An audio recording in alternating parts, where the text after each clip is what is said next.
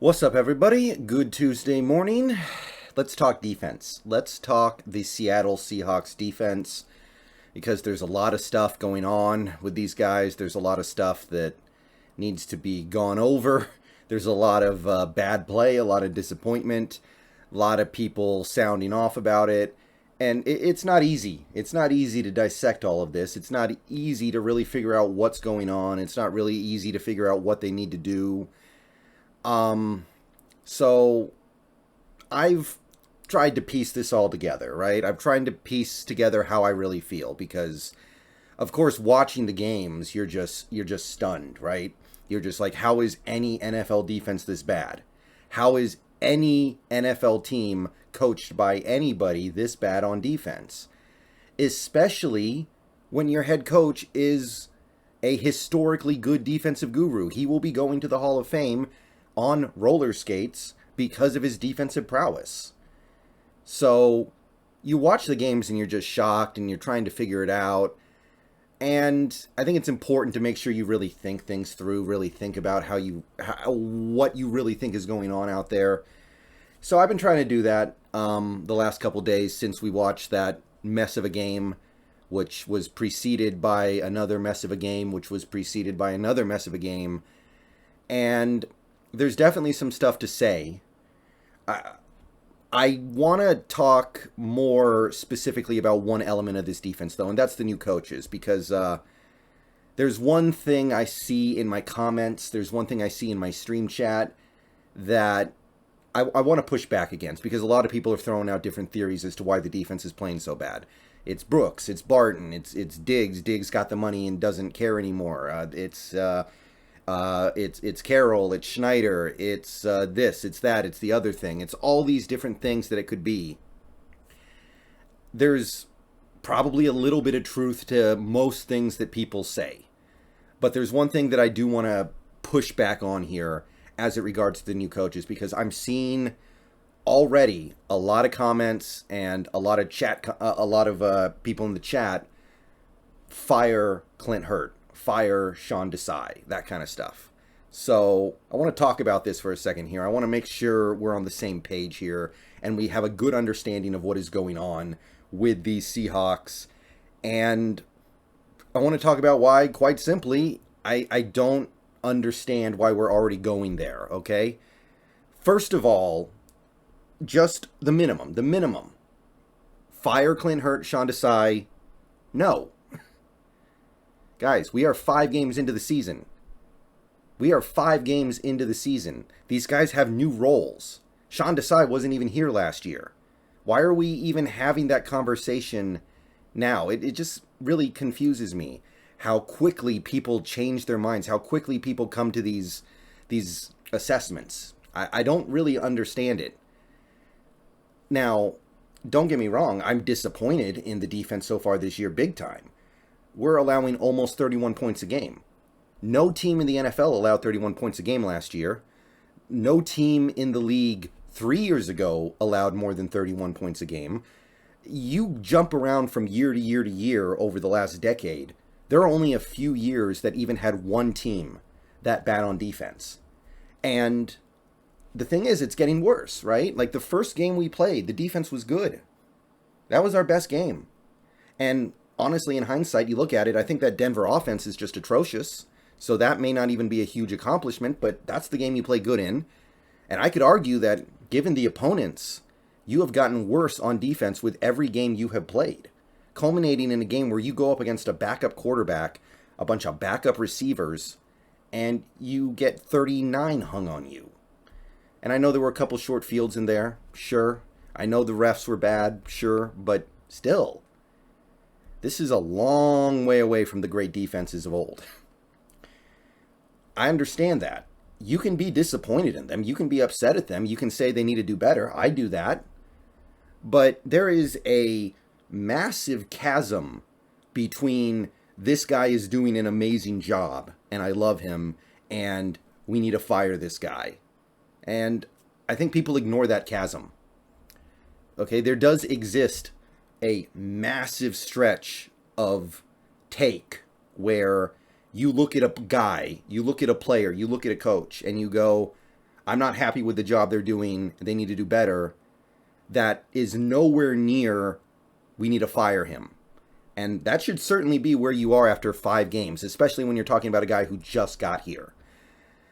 So, to the people out there who are already passing judgment on these guys, understand something about Sean Desai, because I get it a little bit with Clint Hurt, because he was here before. He was our defensive line coach, and our defensive line was generally not good.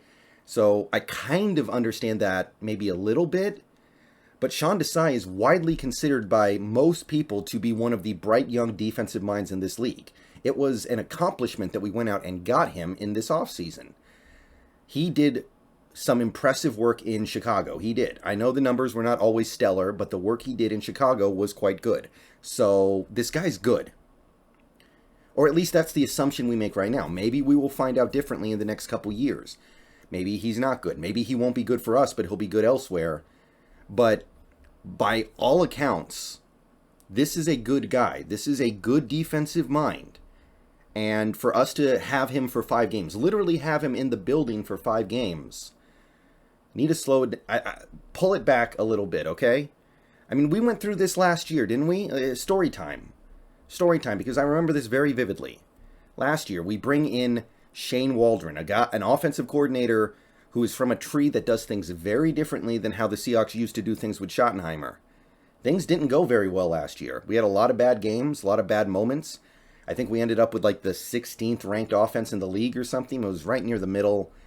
It wasn't good, and I got plenty of comments, fire Waldron, fire Waldron, fire Waldron. He's the problem. It's his fault. Yeah, I don't hear from those people anymore, guys. The people who hate Shane Waldron, they're real quiet right now.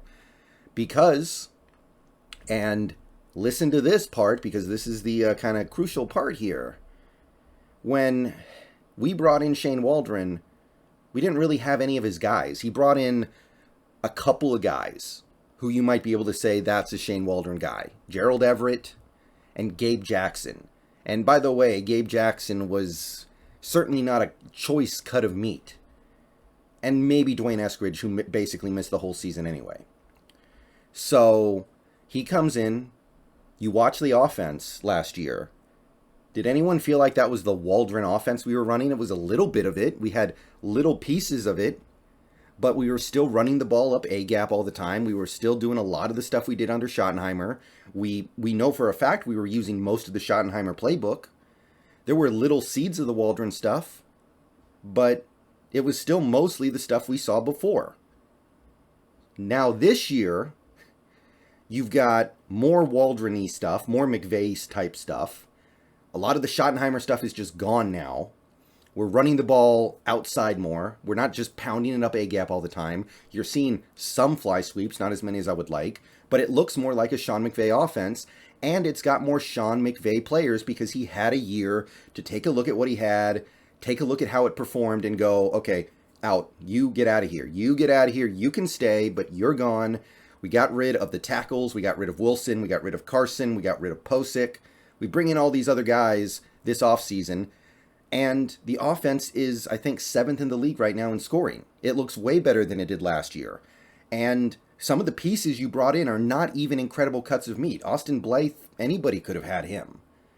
But they fit what we're trying to do here. So you bring them in, and now the offense looks great. So it's the same thing. It's the same thing that I see this year.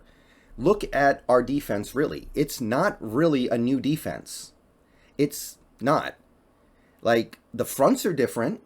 We're doing the 3-man fronts and the 2-man fronts that are basically 4-man fronts, but not really. Like, okay, the fronts are a little different. There's some new stuff. Obviously, the 3-4 stuff is relatively new, although it's not brand new. We've been doing things similar to that for the past 2 years. But still in cover 3 a lot. Still running a lot of zone. I'm not seeing man defense. I'm still seeing a lot of the old stuff. It still looks and functions much like the old Pete Carroll defenses. So, once again, you bring in new coaches that do a certain thing. And then you let them implement a little bit of those new things, but a lot of it is kept the way it used to. And there are reasons why you might do that, because you're stuck with the old personnel. you're stuck with the, whatever is left over from the previous regime. In this case, I guess you would say it's Ken Norton.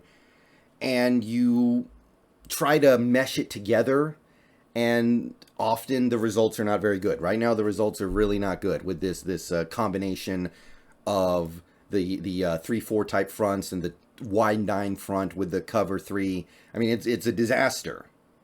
It probably because it's just not meant to be that way. But at the end of the day, I don't understand why we're blaming Desai and Hurt. Does this look anything like a Vic Fangio defense? Does this look like the kind of defense that Desai was part of under Fangio when he was in Chicago? Not really. I'm not seeing any of that. Like, it's different, yes, but is it different in the ways that make sense for the coaching hires? If you want to blame anybody for this stuff, blame the people who have been here for a while. Blame the people who decided to try to do this without the right personnel for it, or not get new personnel so they can run it effectively. And that's not Hurt and Desai. That's Pete and John. But here's the bigger picture here. I think that when you take a look at the 2022 Seahawks on defense, the best way to put it, the only way to really encapsulate what's going on here, I'm going to use a simple phrase, I'm going to use a simple description, and I'm going to try to sell it in the most positive way that I can. And this is not a guarantee of future success at all, but this statement that I'm about to make here, it still stands. And that is, quite simply, no pain, no gain. The Seattle Seahawks over the last 5 years on defense have been barely above average. So I don't want to go back to that. There have been some people in the comments in the stream chat who have said we need to go back to the old 4-3 cover 3 Pete Carroll defense. And I would say we already are most of the way there. I mean, most of this defense is Pete cover 3. It has some new wrinkles to it. They are doing some different stuff up front. But for the most part, I look at this defense and I see a lot of cover 3 zone. So, first of all, we're already most of the way there. But here's the thing, all right? I even heard Richard Sherman. Apparently, he had a quote after the Saints game like, I need to go talk to Pete. They need to get those guys back to what they were playing before because this isn't working. And, well, the old stuff wasn't working either, okay? 2017, 13th in scoring defense. So just barely above average. 2018, 11th.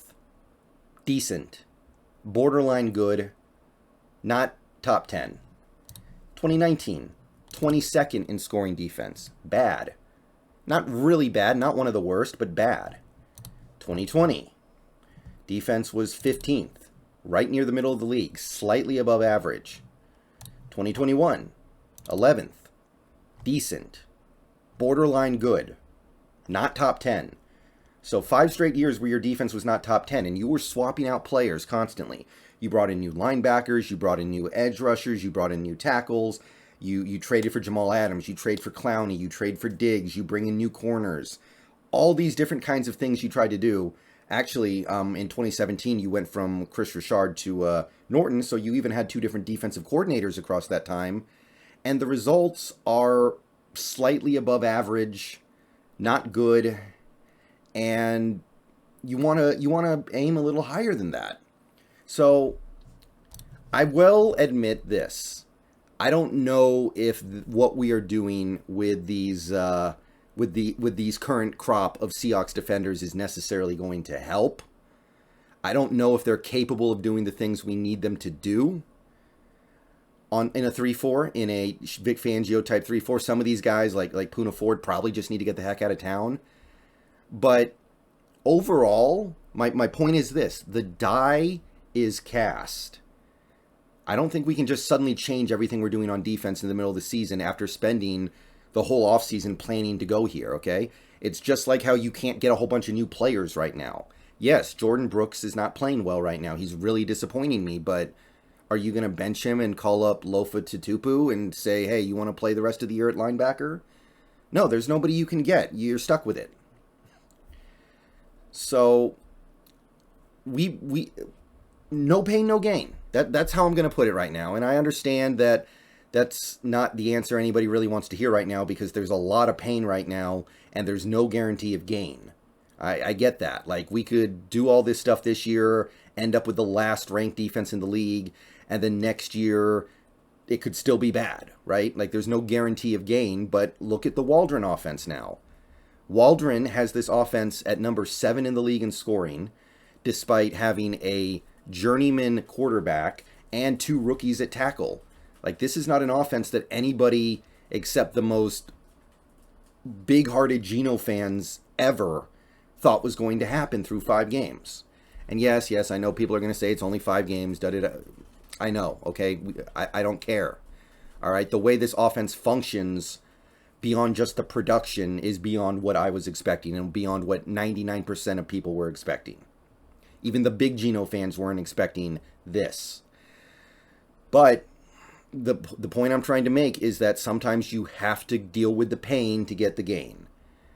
I think it was probably a mistake to try to run this kind of defense when you didn't have the personnel for it. I think it was probably a mistake to bring in a couple of Fangio guys and give them control of the defense, except not really, because you're still doing a lot of the stuff that is characteristic of the old defense. But now that we're here, I don't think you can change it mid-season, so we're probably just going to have to deal with this bad defense all year. I'm not thrilled about it, and honestly, if I'm not thrilled about it, Pete should be the one who's more furious about it, because he's the one who really cares about not tanking. He's the one who really cares about making this season successful. So I don't know why he would agree to a setup like that, where you have a defense that just has no chance. I mean, this defense is borderline like a tank defense. And I know Pete's not doing that. Pete is not tanking. Pete is not throwing the season away. But this is where we are right now. I don't think you can just throw out all the old stuff, throw out all the new stuff and bring back all the old stuff. The die is cast. You can't go get new players. The die is cast. Arguably, you couldn't even do that in the offseason. I don't love the way we got here, but now that we're here, that's the point I'm going to stress. No pain, no gain. I cannot guarantee the gain, but I can tell you that without pain, you're definitely not going to get the gain right now. And I say all this knowing that if things go this bad the whole rest of the season, in the upcoming offseason, we might throw all this stuff out. We might. And that would be an unfortunate waste of all of our time.